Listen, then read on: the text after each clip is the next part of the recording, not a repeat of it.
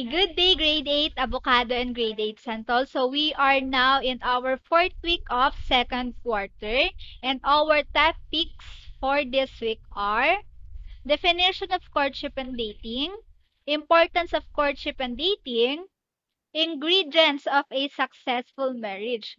Okay, so from the background itself, alam ko na malinaw na sa inyo, malinaw pa sa sikat ng araw kung patungkol saan or kung saan ba iikot yung ating discussion. So what are the objectives? So explain the definition and importance of courtship and dating in choosing a lifelong partner. Analyze behaviors that promote healthy relationship in marriage and family life. Describe the factors that contribute to a successful marriage. So first, let us define what is courtship. Okay, so it is the time when people have a romantic relationship with the intention of getting married. Okay, so alam ko naman na familiar kayo, what is panliligaw or kung ano ba yung panliligaw. So hindi lang ito yung typical na kapag nagustuhan mo or nagwapuhan ka, nagandahan ka sa isang tao, na-attract ka sa isang tao ay liligawan mo na siya. So ibig sabihin, kailangan pala kung dadaan kayo sa panliligaw stage, kailangan meron kayong intention or meron kayong will, meron kayong uh, aim na magpakasal, okay? So hindi lang basta magbo-boyfriend or girlfriend lang kayo just to have fun. Okay? Next, it is a test of compatibility between the two persons. So, di ba, familiar naman kayo na kapag nagliligawan, dito malalaman kung ano ba yung ugali ng isang tao. Pero hindi naman most of the time, hindi agad nakikita yung tunay na ugali ng isang tao. Kasi syempre, 'di ba, meron bang manliligaw na ipapakita agad yung bad side niya. So, mas maraming boys or mas maraming girls na during courtship stage, hindi nila pinapakita yung tunay na ugali nila. Bakit? Kasi nandun sila sa pabebe. Pabebe time or what do you call this? Pabebe mode na, "Ay, nililigawan ako nito, dapat ano lang ako, prime and proper lang ako," ganyan. So, hindi dapat demure lang, pero yung totoo naman talaga, hindi gano'n yung personality mo. So, kapag ka gano'n yung ginawa mo during this time or yung sa panliligaw stage, hindi kayo magja-jive kasi lalabas at lalabas na tunay na ugali mo. Paano kung hindi niya pala tanggap? So, magkakaroon lang ng heartbreak. Next, what is dating? So, dating is a form of courtship consisting of social activities done by the couple. So, ano ba yung traditional na pagdi-date? Okay, so aayain kang kumain sa labas, manonood ng sine, pupunta ng mga amusement park, punta ng EK, Sky Ranch, okay? So, mga tawag dito, parang band na rin para mas makilala mo yung isang tao, okay? Next, it is where two people who are attracted to each other spend time together to see if they can stand to be around each other. So, halimbawa na lamang, yung pagdi-date is a form kung saan mas makikilala mo yung nililigawan mo or yung dinedate mo. Halimbawa, nasta kayo sa traffic. Doon pa lang malalaman mo na yung tunay na ugali niya, mainitin ba yung ulo niya, boring ba siya kasama, okay, ganyan. So, pansinin natin yung nilagay kong quotation dito. So, if we date, there will be moments when I will just stare at you and smile. Know that in those moments, I'm appreciating everything about you. So, in dating stage kasi, dito yung talagang full of love, full of affection, ang mga mag-couple, okay? So, ngayon naman po, talakayin natin what is the importance of courtship. So, bakit ba siya ginagawa? Bakit ba siya mahalaga? Bakit kailangan dumaan muna sa courtship stage bago sa relationship? Okay? So, grade 8, please be mindful of this. Okay, first, it reveals one's interest, likes and dislikes, limitations, and aspirations in life. So, 'di ba, alam ko naman na may ilan sa inyo na naranasan ng ligawan or manligaw. So, bakit mo ba ginagawa yung panliligaw or bakit ka ba nagpapaligaw? Hindi agad 'pag sinabing, "Mahal kita," or "Gusto kita," ay go na agad, "Sige, tayo na." So, bakit dumadaan pa sa ligawan? Kasi po sa ligawan stage or sa courtship stage, malalaman mo saan interesado yung nililigawan mo or yung nanliligaw sa'yo. Mas makikilala niyo yung sarili niyo, ano yung pananaw niya sa buhay, ano yung ayaw at gusto niya. Okay, next. It gives a person time to know better the character and background of someone being considered as one's lifetime partner. So, sabi ko nga sa inyo kanina, kapag ka nanligaw ka, dapat you have the aim to get married. Hindi lang basta nagustuhan ko siya or gusto mo lang magkaroon ng fun sa buhay mo, kaya ka manliligaw or kaya ka magpapaligaw. So, um, it is the reason why maraming failed relationship, maraming failed married life dahil po hindi na dumadaan sa ligawan. Dahil gusto nila yung isa't isa, unang kita pa lang love at first sight. Go na agad sila nagpakasal na, 3 months pa lang magkakilala, nagpakasal na. So, sa 3 months na yon doon pa lang nila makikilala yung isa't isa. Kaya po, importante ang ligawan stage or courtship para malaman mo talaga kung ano yung ugali ng isang tao, ano yung background niya. Okay? Kasi sa pagpili ng lifetime partner, hindi ka naman dyan yung nag exam lang na pwede mong hulaan na kung saan matapat yung mata mo, ayun na yung pipiliin mo. So, hindi dapat ganon. Okay? Next. It gives time to understand one another and determine if you can get along with minimal conflicts. So, kagaya ng sabi ko sa inyo kanina, 'di ba, kapag may mga nagliligawan, dito din nila malalaman na kung ano ba yung bad side niya, kung kaya mo bang i-handle yung ugali niya kasi 'di ba, kadalasan may tinatawag tayong immature relationship or toxic partner. So, kung nanliligaw ka pa lang at makikita mo na yung gano'ng side niya, makakapag-decide ka na kaagad. Kaya ko ba siyang pakisamahan? Siya na ba talaga? Okay? So, magkakaroon ka ng idea, ay, siguro hindi siya kasi hindi ko siya kayang i-handle. Okay? Next. It allows couples to decide whether they are ready to be committed. So, sa isang relasyon, importante ang commitment. Once kasi na hindi ka committed sa isang tao, and then useless lahat, worthless lahat, hindi ka gagawa ng effort.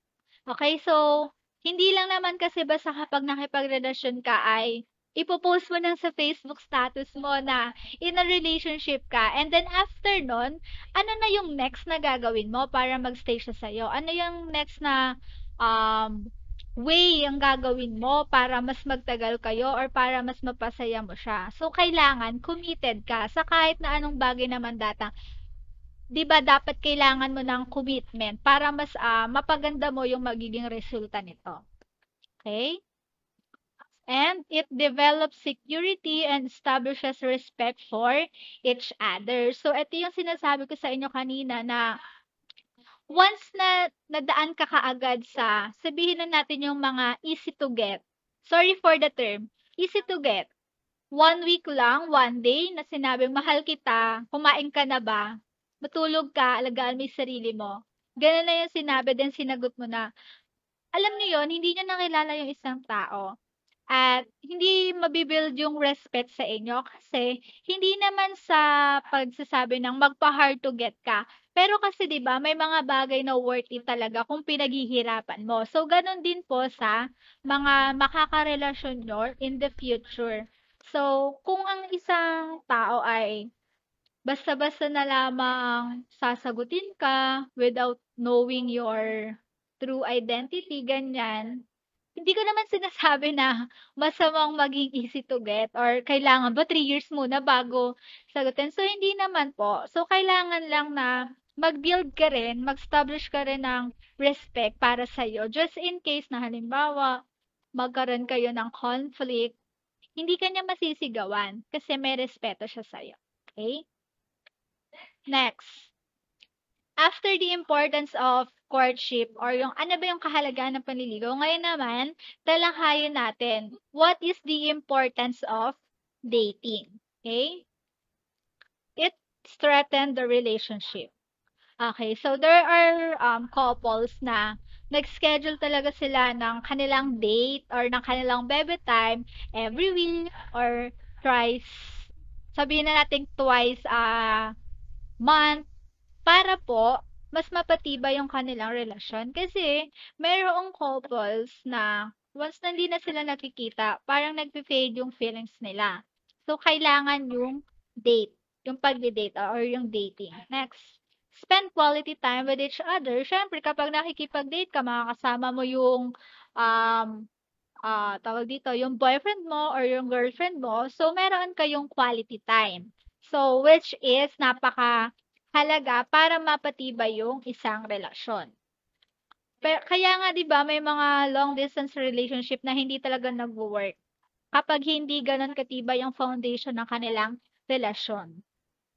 Next, observe the other person's character. Siyempre, ang isang tao, hindi mo siya makikilala hangga't hindi mo siya nakakasama. So, importante na once a week or twice a month ay nakikita or nagde-date kayo ng partner mo in the future para malaman mo or makikita mo ano yung tunay niyang ugali. Kasi siyempre, habang tumatagal, pag nagiging komportable ka na sa isang tao, nare-reveal mo talaga out of the blue and unconsciously yung tunay mong ugali.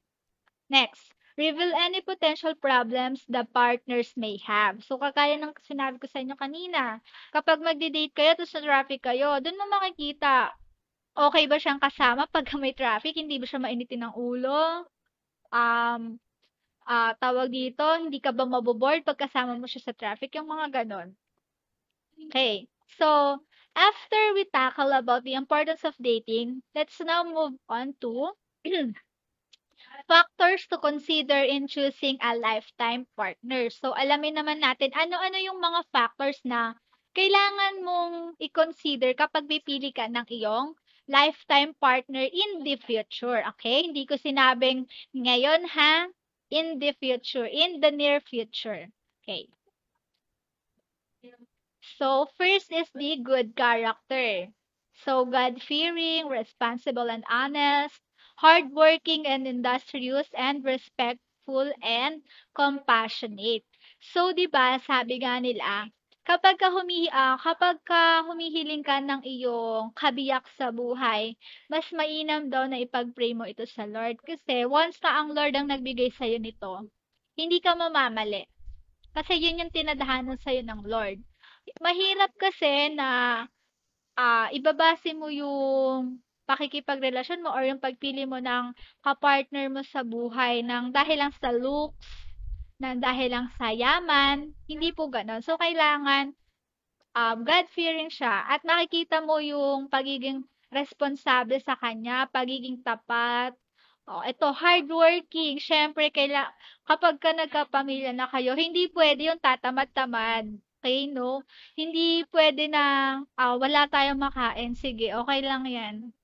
Wala, mag-shared post na lang tayo. Hindi pwedeng ganon. So, kailangan makita ninyo yung sabihin na nating husband material sa kanya. Okay? At syempre, importante dyan yung marespetong tao.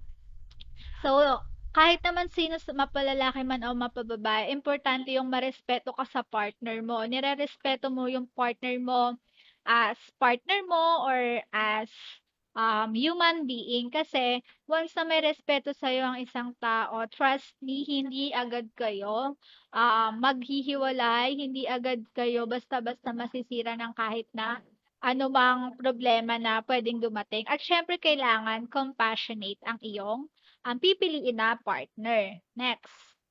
Maturity. Okay. Siyempre, importante ang maturity. Siyempre, pipili ka ba naman ng partner na sobrang immature, na sobrang toxic, na tipong may na-replyan ka lang, may na-heartan ka lang na ibang babae, galit na galit na galit na galit na. So, napaka-immature ng ganong tao na simpleng bagay pinapalaki. Okay? So, handles a relationship responsibly and makes wise and well-thought decisions. Okay, sa isang relasyon or sa pakikipagrelasyon, kailangan parehas kayong mature. Hindi porket kapag may problema dumating, ang ginagawa agad na solution is break up. So, hindi kasi pwede yon. Dahil ang pinag-uusapan natin dito is lifelong partner. Hindi yung mahal mo lang siya or hindi yung tama, mahal mo lang siya kapagka okey kayo. Pero 'pag hindi kayo okey, kung ano-ano na, nagmumurahan na kayo, nagsusumbatan na kayo, which is very wrong.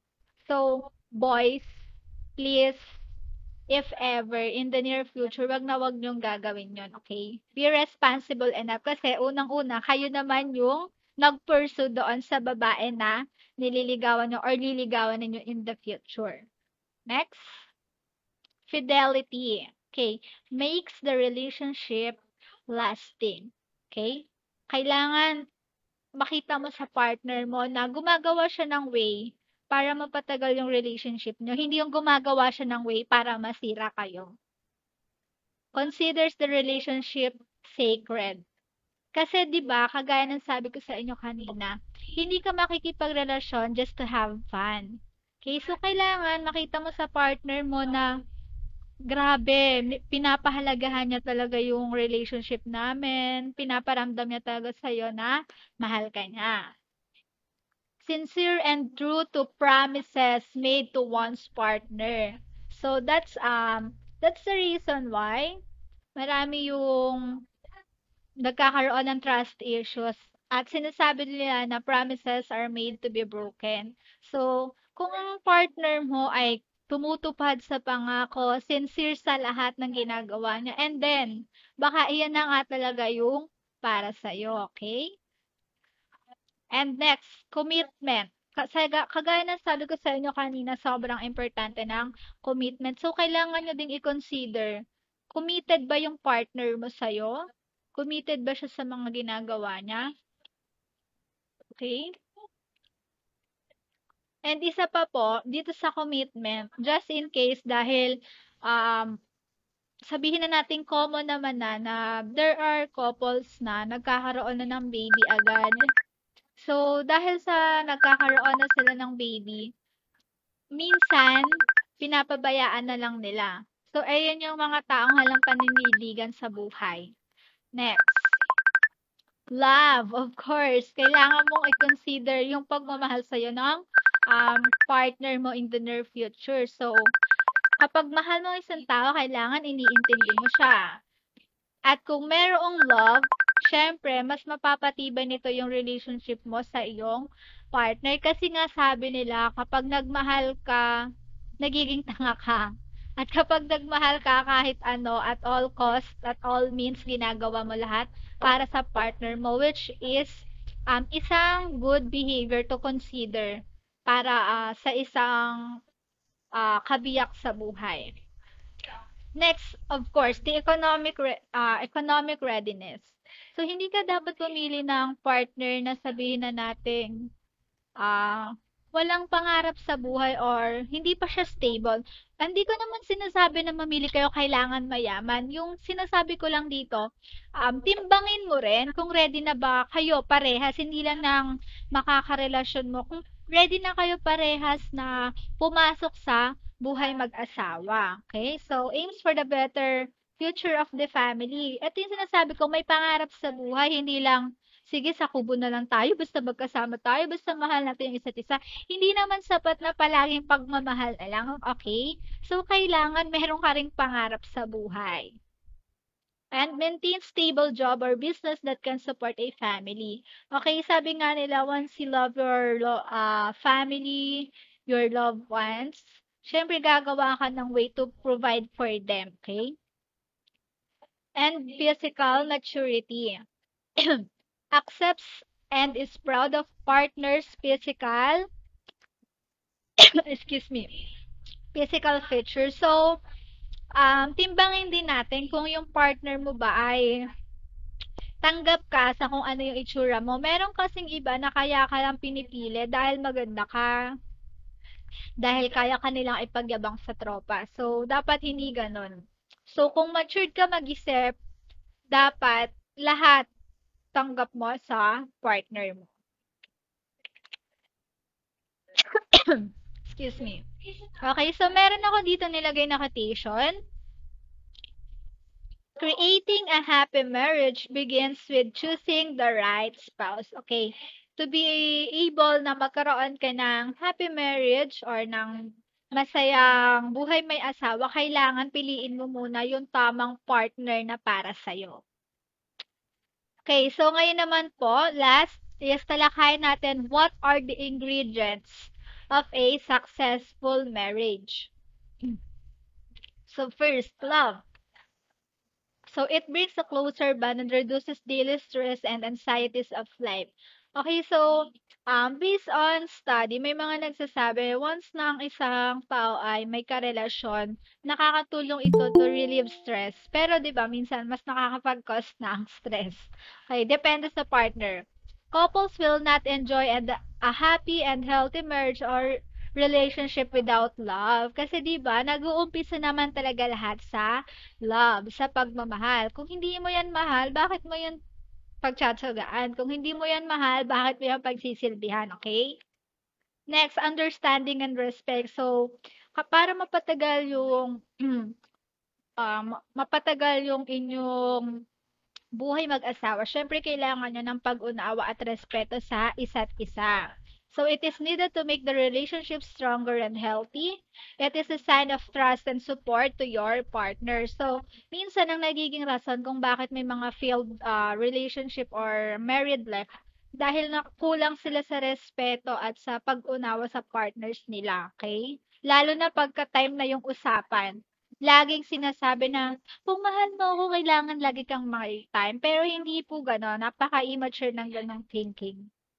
Okay. And of course, loyalty. Hindi lang loyalty kung hindi dapat faithful. Okay? So it gives your partner assurance that you will be there emotionally and physically whenever you are needed. Hindi yung kapag ka nagkaloko-loko na ay nangiiwan na lang basta-basta. Okay, next. Shared philosophy. So partners should have set of beliefs which constitute a philosophy of life. So kailangan para mapatagal nyo yung buhay mag-asawa nyo. So syempre kailangan you shared philosophy, you share the same philosophies in life.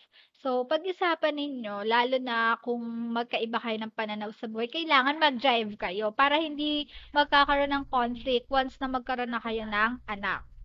Next, yung cooperation. It is important that you work together toward your end game. Okay? So, kailangan meron kayong cooperation as a couple, as a husband and wife. Wag yung dahil sa, ako yung lalaki, so kailangan kapag Saturday and Sunday, magpapahinga lang ako. At yung asawa ko na yung maglalaba, siya na bahala sa lahat. So, kailangan, um, sabi nga, kailangan magkasama kayo sa hirap at sa ginhawa. Next, it promotes bonding and trust between a husband and wife. Growth. It is important to make a relationship happier. So, kadalasan talaga kapag ang isang tao hindi niya nakikita yung growth niya doon sa kapartner niya, hindi sila nagtatagal kasi iniisip niya na parang hanggang dito na lang ba talaga ako? Bakit hindi ako mag-grow? Ba't hindi ko makita yung paglago ko? Or yung sabihin na natin yung progress niya as an individual. So it inspires you to be a better person, makes you feel good, and helps you move forward in life. So, ito yung sinasabi ko sa inyo na once na you choose the right partner, kahit na may pagkukulang ka sa sarili mo, hindi mo yon maramdaman kasi pinupunan yun ng kapartner mo. Next, involvement. Involve yourself to make a better decision and build a strong family bond. Para sa cooperation lang to. Okay? So, if ever na may problem, involve mo yung sarili mo kasi ikaw yung padre de pamilya, ikaw yung ilaw ng tahanan, kailangan mag-drive kayo, kailangan parehas kayong gumawa ng desisyon, wag yung isa lang ang gagawa ng desisyon. Para kung sabihin na natin, ano man yung maging resulta nun, hindi kayo nagsisisihan. Next, sharing and giving. So, give and take. Okay? Support each other's needs and spend time to get to know each other better. Kasi kapag ka magkasama na kayo talaga sa loob ng isang bahay, nandiyan na talaga ma-discover niyo yung tunay na ugali. At if ever na makita niyo na yung flaws ng bawat isa, dapat hindi kayo basta-basta magpapadaig or sabihin, "Ay, ganito pala siya, ang burara pala niya, ganyan-ganyan." Hindi na, makikipaghiwalay na. So, hindi gano'n 'yun. Sabi nga nila, ang pag-aasawa hindi lamang 'yan parang kanin na kung mapasok ka ay iluluwa mo din. And of course, communication. It is the primary key to attain a happy and successful married life. So, kailangan kung may napapansin ka na hindi mo gusto sa partner mo, punain mo, sabihin mo in a nice and polite way. Mag-usap kayo kasi once na hindi kasi totoo minsan or hindi applicable yung umiwas ka na lang para walang gulo. Minsan kasi lalo the more na umiiwas ka, mas lumalalim yung galit kasi hindi mo siya pinapansin, hindi mo sinasabi ano ba talaga yung problema. Yung tipong okay pa lang kayo kanina, maya-maya inis ka na, galit ka na. So, kailangan ng good communication para mas ma-attain ninyo yung happy and successful married life. And of course, it allows you to explain yourself to your partner and open up your heart. So, ito talaga yung importante. Kailangan malaman ng partner mo, ano ba yung nasa loobin mo, ano yung sa loobin mo sa buhay, bakit nagkaroon ng change of attitude, ng change of behavior, para alam niya kung ano yung gagawin niya. Hindi naman kasi manghuhula yung partner mo na, ay siguro kaya siya ganito, kasi hindi ko siya nabila ng fries or what. So, kailangan sabihin mo para alam yung gagawin. Hindi yung basta-basta ka na lang iinis, basta-basta ka na lang mangiiwan, hindi mo sasabihin yung dahilan. Okay, thank you and God bless grade 8. See you again in our